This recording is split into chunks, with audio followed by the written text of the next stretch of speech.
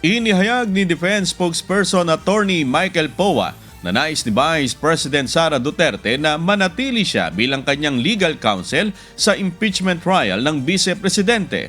Ginawa ni Attorney Poa ang pahayag kaugnay ng naging pakiusap ni Presiding Officer Senator Judge Francis Chis Escudero na pagtatalaga ng opisyal na tagapagsalita ng depensa at prosekusyon na hindi parte ng parehong legal team.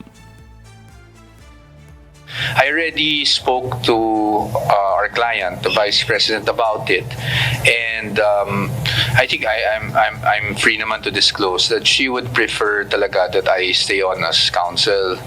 So if ever man, talagang we will just have to get a spokesperson that is outside of the legal team.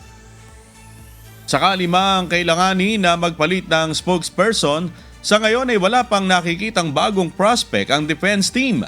Sa ilalim ng Rule No. 18 ng Impeachment Court, ang mga miyembro ng Senado, prosecutors, respondents, counsel at mga saksi ay pinagbabawal na gumawa o maglahad ng anumang komento at pagsasapubliko ng merito ng kaso habang nagpapatuloy ang trial.